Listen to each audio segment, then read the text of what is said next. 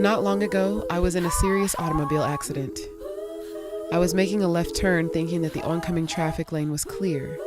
Then, all of a sudden, another vehicle smashed into my passenger side at full speed, T-boning my car and spinning it around in the street until it landed on a nearby curb.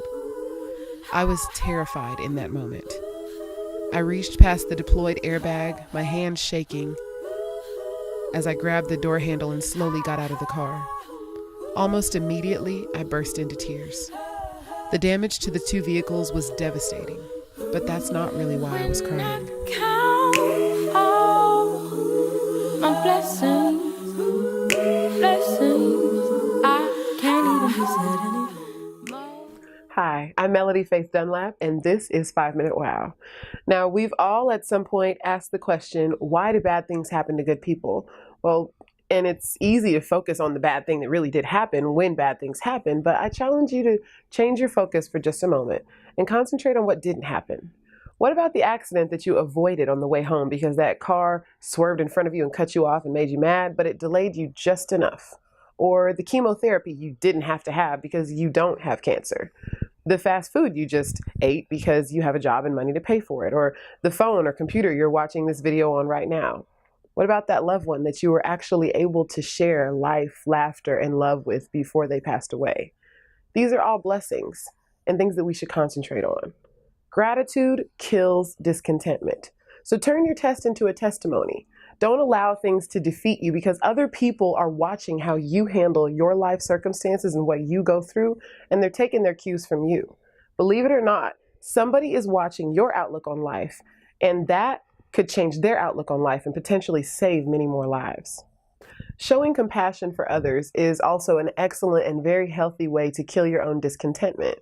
When I was a little kid, my dad used to fuss at me to eat all the food on my plate because he said someone somewhere in the world is starving and they would be very grateful to have what I didn't like. So we should always be grateful, even for the things that we don't like, because maybe they're making us stronger, like my broccoli. I don't know. But you should always be willing to give of your own time and resources and energy, and whatever you do have, be willing to give of it to help somebody else, because we often try to deflect and make ourselves feel better about bad situations by saying, oh, it could have been worse. But for someone else, it may very well be worse already. So give of what you have to help someone else through a tough time. Shift your focus to change your perception. Even the world's tallest skyscraper or the highest mountain, from a higher position, it looks small enough to fit in the palm of your hand. Complaining throws you into cycles and always causes delays.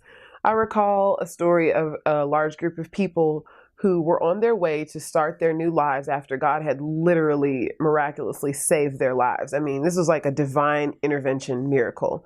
And they were on this journey that should have taken them about 11 days. Well, because they were groaning and complaining the entire time, and they took their eyes off of God's plan and his promise, and they started becoming discontent with their surroundings, it took them 40 years. Now, in that 40-year period, some of those people even died. They didn't even get to see or experience what God had promised them in the natural realm. Like, they weren't even able to reap the benefits of it. And then their children, who were still there and were looking forward to that promise, had to fight even harder for it. Leave a legacy of gratitude for your children and your children's children. Always remain grateful in every circumstance. Recently, I was involved in a serious automobile accident, but that's not really why I was crying. I was crying because I had just changed my auto insurance policy a few months before to lower my deductible drastically. I was crying because both the other driver and I walked away from that horrific scene with just a couple of bumps and bruises.